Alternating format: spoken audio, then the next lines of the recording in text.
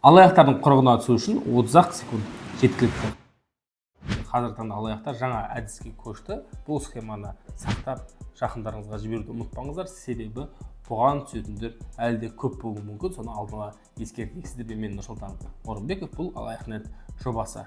Егер де сізге видео звонокпен күмәнді нөмірлерден, таныс емес нөмірлерден хабарласатын болса, бірден видеоға түріңізді көрсетуге асықпаңыз. Себебі олар сіздің түріңізді верификацияға жасау үшін арнайы сақтап алып, болмаса басқа да құрылғы арқылы сіздердің айтқан кезде атыңыздан кредит алуға, болмаса қандай да бір займдар рәсімдеуге көшуі мүмкін. Осындай фактілер көптеп кездескеннен кейін Ішкі істер министрлігі Қазақстанда дабыл қағуда. Біз де Алаяқ.нет жобасы кейін қалмаймыз. Осы уақытқа түрлі схемаларды, 150-ден асқан схемаларды әшкерелеп, сіздерге назарларыңызға ұсынған болатынбыз. Енді құрметті оқырмандар, сақ болыңыздар, алаяқтарға алданбаңыздар. Алаяқтық күннен күнге дами береді, түрлі бағытта өзгерулері мүмкін. Оның ішінде интернет алаяқтық жылдан жылға өршіп бара жатыр. Соңғы жылдардың статистикасының өзінде 25 мың алаяқтық тіркелген, оның 20 мыңы интернет алаяқтарға қатысты.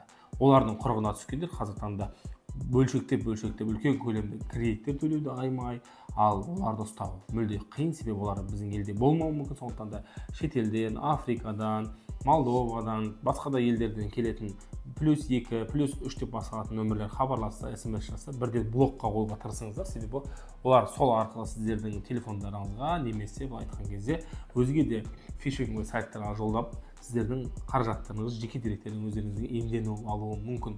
Бұл арада азаматтардан заңды сұрақ туындайды, олар біздің ақпараттар нөмірлерді қалай біледі деп. Әрине, біздің деректер базасына қол жеткізу өте оңай. Оның ішінде біздің банктың, былай айтқан кезде қызметкерлері ақпаратты сатуы мүмкін. Өзге де жағдайларда бізде ақпараттық деректердің қол жеткізу мүмкіншіліктері көп. Әлеуметтік желіге тіркелсеңіз, сайттарға тіркелсеңіз, тіпті Apple Store, Play Market'ің өз нөміріңізді тіркеген кезде де сақ болған жөн. Мүмкіндігіңізше телефоныңыздағы интернеттегі төлем деген батырманы жауып қоюды ұмытпаңыздар. Осындай сіздерге кеңес береміз.